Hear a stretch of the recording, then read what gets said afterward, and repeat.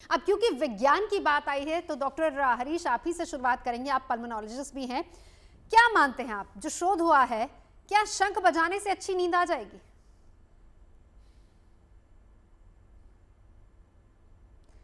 Doctor साहब आपका audio शायद म्यूट पे है। जी नमस्कार। जी जी जी सर। जो शोध हुआ है उसमें 15 पेशेंट्स लिए गए हैं ऑब्स्ट्रक्टिव स्लीप एपनिया के, जिसमें हमारे सांस में रुकावट होती है। सोने के टाइम पे हमारे गले में सांस रुक जाता है। तो शंख बजाने की अगर हम थ्योरेटिकली स्पीकिंग, हाइपोथेटिकली बात करते हैं, तो उसमें रेस्पिरेटरी मसल्स को स्ट्रोंग किया जाता है, जिसमें हमारी नेक मसल्स भी, ओरल मसल्स भी पार्ट होते हैं। अब उन मसल्स के अगर हम डेली एक्सरसाइज करते हैं तो डेफिनेटली वो हमारे पूरे रेस्पिरेटरी सिस्टम को हेल्प कर सकती हैं। इससे हमारे लंग्स की जो कैपेसिटी है वो भी बढ़ने की काफ़ी संभावना रहती है। और जैसे हम बाकी ब्रीदिंग एक्सरसाइज होते हैं, डीप ब्रीदिंग के लिए प्राणायाम, या हम नॉर्मल मसल्स को स्ट्रॉन्ग करने के लिए इंसेंटिव स्पेरोमेट्री यूज करते हैं, तो उस तरह की एक एक्सरसाइज हम बोल सकते हैं कि हमारी जो एक्सपिरेटरी मसल्स हैं उनके लिए काफ़ी ये असरदार हो सकता है। और जो रिसर्च भी जो अभी लेटेस्ट, जैसे आपने बताया, उसमें 4 to 5 जो सीपैप का प्रेशर है वो कम हो जाता है। और जो एपनिया हाइपोपनिया इंडेक्स है वो भी अप टू 5 मार्किंग तक कम हो जाता है। तो इससे हम ये कंक्लूड कर सकते हैं कि माइल्ड केसेस जो हैं, माइल्ड टू मॉडरेट केसेस जो हैं ऑब्स्ट्रक्टिव स्लीप एपनिया के, उनमें ये therapy as a supportive, as a adjective काफी हेल्पफुल हो सकती है। यानी कि इनिशियली अगर किसी को स्लीप एपनिया है तो जो हम कह सकते हैं कि इलाज हो सकता है वो इससे मुमकिन है। जी बिल्कुल, चलिए। ये कहना सही है। हाँ। बट फिर भी अभी जैसे ये इस तरह की रिसर्च ये फर्स्ट टाइम है कि एक शंख जैसी इक्विपमेंट का, इक्विपमेंट ही बोल सकते हैं, एक तरह का मेडिकल थेरेपी में यूज हो रहा है। It is equipment type. तो उसमें अभी और भी रिसर्च की जरूरत है।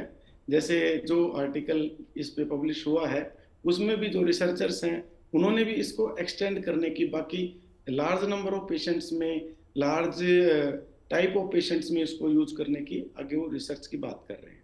बिल्कुल, चलिए उस पर आगे चर्चा करेंगे। डॉक्टर वली को इंक्लूड कर लेते हैं। डॉक्टर वली, विज्ञान भी मानता है कि शंख बजाने से स्लीप एपनिया की जो प्रॉब्लम है उससे छुटकारा पाया जा सकता है। अच्छी नींद अगर आपको चाहिए तो शंख बजाइए। मैंने तो बहुत पहले बजवाया था लोगों से कोविड में। मैंने ये शंख दिखाए थे कोविड में, ये अभी भी मेरी टेबल पे रखे रहते हैं। और लोग पूछते हैं मुझसे कि ये क्यों रखे। एक तो ले गए, एक पेशेंट मेरा, 3 थे ये। कोविड में मैंने आपके चैनल पे भी दिखाया था, आपको याद होगा कि ये शंख बजाना जो है ना, पहले तो ये कला है, हर एक के बस का नहीं है शंख बिल्कुल बजाना। सही कह रहे हैं आप। बहुत तकड़ा फोर्स लगाना पड़ता है। जैसे सैक्सोफोन बजाते हैं कुछ लोग, वो उसकी बहुत प्रैक्टिस करते हैं तब उसमें प्रेशर आता है, उससे ज़्यादा कई गुना प्रेशर शंख में लगता है। और ये जब हम प्रेशर लगाते हैं तो हमारी एक्सपिरेटरी फेज पावरफुल हो जाती है। जैसे डॉक्टर साहब बता रहे थे ना, हमारे लंग्स में भी डोले बनते हैं, मसल्स होते हैं। हमारे लंग्स में जो मसल्स होते हैं उनकी बेहतरीन एक्सरसाइज है जब हम ब्लो आउट करते हैं शंख को। और शंख से देखिए, एक तो हमारी प्रेजेंस का एहसास होता है, और शंख की जो ध्वनि होती है, हमारे यहाँ एक आचार्य शैलेश तिवारी आपकी चैनल पे भी आते हैं, वो बिल्कुल। हाँ। वो आचार्य शैलेश तिवारी नमस्कार अपना शंख बजा के करते हैं। और वो एक बार राष्ट्रपति जी के फंक्शन में आ गए। मैंने कहा ये फॉर्मल फंक्शन है, यहाँ शंख मत बजा लो एकदम से। तो उन्होंने आओ देखा ना तो आते ही शंख बजा दिया। प्रधानमंत्री जी भी थे उस फंक्शन में, तो सारे ऑडिटोरियम में राष्ट्रपति भवन के शंख की ध्वनि गूंज गई। तो ये शंख बजाना जो है, पहले इसको सीखना चाहिए। ये बहुत अच्छी एक्सरसाइज है। देखिए पुरानी चीजें हमारी बहुत अच्छी हैं, और ये इसको मैं हर एक पेशेंट को कहता हूँ। रेस्पिरेटरी तो होता है, आपने अभी बताया बहुत अच्छी अच्छी बातें। स्लीप में जो रिसर्च आई है, इसका सैंपल साइज बहुत छोटा है, लेकिन इसका एक भी बंदा बजाएगा तो उसको फायदा होगा। और रात में थोड़ा सा देख के बजाना चाहिए, भाई बच्चे बच्चे सो रहे हैं घर में तो शंख बजाना एक बहुत अच्छी एक्सरसाइज है। ये पल्मोनरी एक्सरसाइज है, और इसके जरिए ऑक्सीजन जब अच्छी मिलेगी शरीर को, ये जो स्लीप एपनिया की बात करी है ना इन्होंने इस स्टडी में, तो ये जब लंग को ऑक्सीजन ज़्यादा भेजेगा शरीर में तो हमारे ब्रेन में भी जाएगी, मसल्स में भी जाएगी, हर जगह जाएगी, हार्ट में भी जाएगी। तो दिस इज एन ऑक्सीजनेटर, इसको कहेंगे ऑक्सीजनेटर। डॉक्टर साहब ने कहा इक्विपमेंट, मैं कहूँगा ये पौराणिक ऑक्सीजनेटर है। और ये तो अलग अलग इसके नाम हैं। कुंती पुत्र ने अनंत विजय नाम का शंख बजाया था, और नकुल और सहदेव ने मणि पुष्पक और सुघोष शंख बजाए थे, और पौंड्रम शंख जिसकी गीता में बात की गई है अर्जुन के रेफरेंस से, पौंड्रम शंख, उसके इसको नाम दिए गए हैं, पौंड्रम शंख। तो ये शंख जो है, आज आपने बहुत अच्छा किया, टॉपिक चुन लिया, इसको हम स्टडीज से जोड़ के देखें या ना देखें, ये पौराणिक एक्सरसाइज है। जैसे योग पुरानी चीज है, शंख बजाना भी। और मैं तो बिल्कुल इसको बहुत खुशी हुई मुझे जब मुझे लगा कि आज शंख पे बात कर रहे हैं, और मेरी टेबल पे रखे हुए हैं शंख, बिल्कुल दिखाए आपको। तो ये सीखना भी है बजाना, बिल्कुल। ना? यानी और हम फिर ये इसको कहें डॉक्टर साहब कि daily केवल विदेशों में नहीं, भारत में भी आप जैसे डॉक्टर्स तो वैसे ही इसको प्रमोट कर रहे हैं। और कोविड में भी बिल्कुल सही, मुझे याद है आपसे जब चर्चा होती थी आप अक्सर इसका जिक्र करते थे, और आपकी टेबल पर भी रखा हुआ है। बिल्कुल सही आपने कहा। चलिए इस पर हम आगे चर्चा करेंगे, लेकिन एक बार योग गुरु डॉक्टर प्रियंका त्रिवेदी आपको इंक्लूड कर लेते हैं। हम नॉर्मली कहते हैं कि जब नींद नहीं आती, योग में ऐसी बहुत सारी एक्सरसाइजेज होती। पहली बात तो आप बताइए कौन सी एक्सरसाइज होती है और कैसे इसको शंख से रिलेट किया जा सकता है? धन्यवाद। देखिए, शंख जैसे कि योग में हर एक तरीके का योग होता है, ऐसे एक नाद होता है जिसको शंख नाद योग कहते हैं। तो जब नाद योग करते हैं हम लोग, 15 मिनट का होता है नाद योग। उसमें क्या होता है, आपकी बॉडी के साथ साथ आपके लंग्स, आपकी ब्रेन, ये सारी चीजें रिलैक्स होती है। इसमें ऑक्सीजन का प्रॉपरली तरीके से हमारा ऑक्सीजन आती है। जब ऑक्सीजन बॉडी में अच्छी होगी तो आप खुद ही देखिए, जब आपका ब्रेन रिलैक्स्ड होगा, बॉडी रिलैक्स्ड होगी, आप बिस्तर पे जाते ही सो जाते हैं।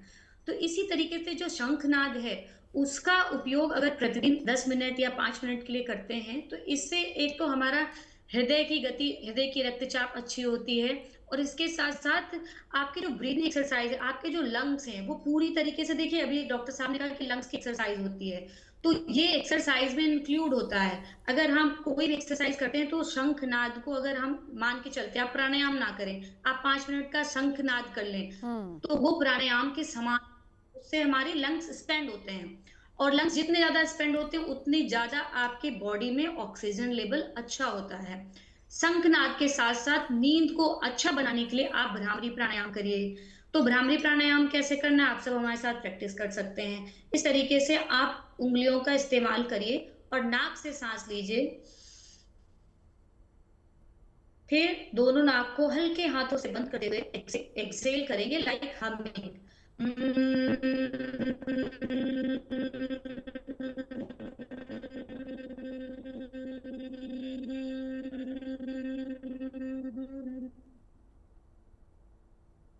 ये भ्रामरी प्राणायाम है, और इसको करने से देखिए आपके ब्रेन है वहां पे प्रॉपर्ली ऑक्सीजन जाएगा, और जब ऑक्सीजन अच्छा होता है तो आपका ब्रेन रिलैक्स्ड मूड में आ जाता है। और ये जो भ्रामरी प्राणायाम है, ये आप कोशिश करें कि रात में सोने से पहले 10 बार जरूर करें। इससे आप देखिए जो बहुत ज्यादा परेशान रहते हैं, मैं देखती हूँ लोग रात भर जगते रहते हैं, घंटों जगते रहते हैं, नींद आती ही नहीं है। आज ही करके देखिए, आप अच्छी नींद ना आए तो फिर आप कहिएगा। और इसके साथ साथ ब्रीदिंग एक्सरसाइज, जैसे 10 to 1 तक आए, 10 पे आप लंबी गहरी सांस लें, 9 पे थोड़ा उससे कम, 8 पे उससे कम, 7 पे उससे कम, 1 तक आते आते आपकी ब्रीथ एकदम नॉर्मल हो जाती है। और आंखें बंद करके आप लेटें, दोनों हाथ करके, बॉडी ढीली छोड़ करके, आपको अच्छी नींद आएगी। दुनिया भर का स्ट्रेस है, दुनिया भर की एंजाइटी है, डिप्रेशन है, आजकल कैसे बचें? तो जो शंखनाद है, जो योग है, इसको करके भी एंजाइटी, डिप्रेशन, नींद जैसी बीमारियों से बचा जा सकता है। तो आप लोगों ने इस बात की चर्चा की, मुझे अच्छा लगा। मैं चाहूंगी हर कोई 5 मिनट निकाले, शंखनाद को अपने जीवन में, मतलब आप इसको सीधे तौर पर कह रही हैं कि जिस तरह से हम प्राणायाम करते हैं, अगर आप प्राणायाम कर रहे हैं तो वो भी इक्वल है, लेकिन अगर आप शंख बजा रहे हैं तो वो भी बिल्कुल वैसा ही है। डॉक्टर हरीश, आपके पास आते हुए, क्या बड़ा कारण आप देखते हैं नींद ना आने का? स्लीप एपनिया अगर किसी को होता है, उसका एक बड़ा कारण क्या रहता है? देखिए, जो स्लीप एपनिया है जिसको हम ऑब्स्ट्रक्टिव स्लीप एपनिया सिंड्रोम भी बोलते हैं, उसका सबसे मेजर कारण है ओबेसिटी। जिन लोगों का बीएमआई बॉडी मास इंडेक्स ज्यादा है, मोर देन 35 है, उनमें बहुत परसेंटेज में, मोर देन 70% में ऑब्स्ट्रक्टिव स्लीप एपनिया की प्रॉब्लम शुरू हो जाती है।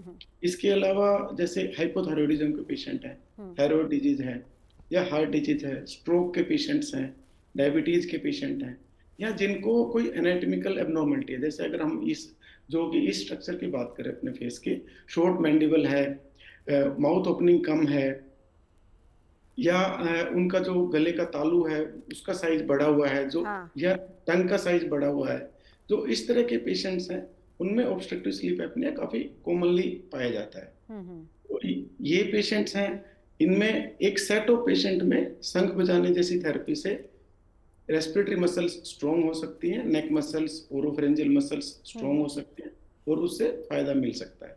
बिल्कुल बिल्कुल। एक बार डॉक्टर वली आपके पास आते हैं, स्लीप एपनिया कौन कौन सी ऐसी बीमारियों को जन्म देता है?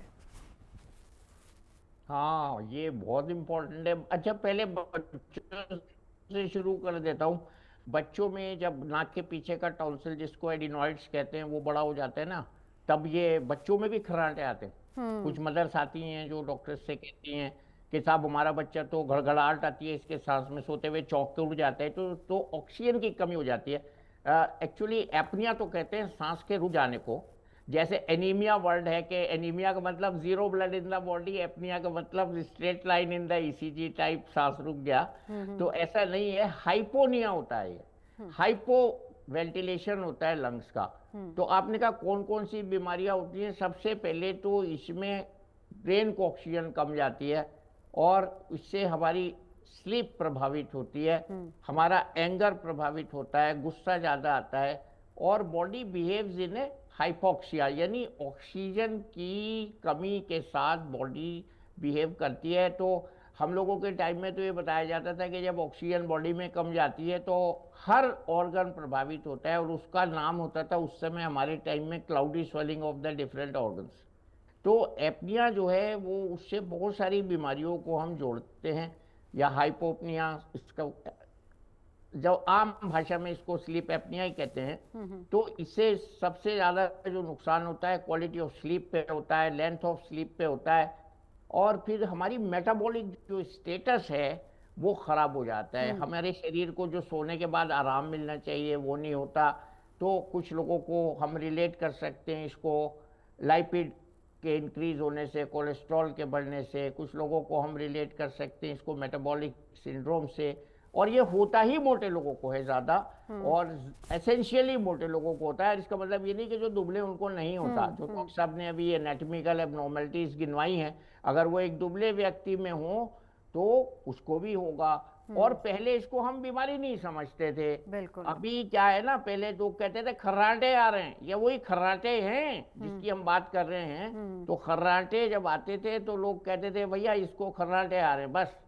अब इस पे इतनी रिसर्च हुई है, अब मैं आ रहा हूँ मुद्दे पे आपके सवाल के। कार्डियक एरिथमिया हो जाता है जब आदमी को खर्राटे आते हैं ऑक्सीजन की कमी से, कार्डियक एरिथमिया। और बहुत से लोगों को जो हमने बात की है बार बार कि सडन डेथ हुई है सोते सोते, उसमें ये स्लीप एपनिया और ऑक्सीजन का न मिलना सोते समय हार्ट को, ये एक बहुत प्रमुख कारण है। तो सडन कार्डियक डेथ और शुगर का बढ़ना, स्ट्रेस का होना, सुबह को क्लाउडी रहना, ब्रेन फॉग होना, इरिटेशन होना, गुस्सा आना, और ये सब पूरी बॉडी का जो मेटाबॉलिज्म है वो इससे प्रभावित होता है। ये कोई छोटी मोटी बीमारी नहीं है। अभी इसके लिए हम लोग बहुत कोशिश करते हैं, सर्जरी तक करवा देते हैं मरीज की अगर ये स्लीप एपनिया होता है, क्योंकि ये बहुत इंपॉर्टेंट होता है। इससे पहले तो मुंह सूखता है, मुंह सूखता है, और उसके बाद जो है आंख भी खुल जाती है कभी कभी, और चौंक के आप जाते हैं बाथरूम, फिर पेशाब करते हैं, आके सोते हैं, कभी कभी लोग टहलते हैं।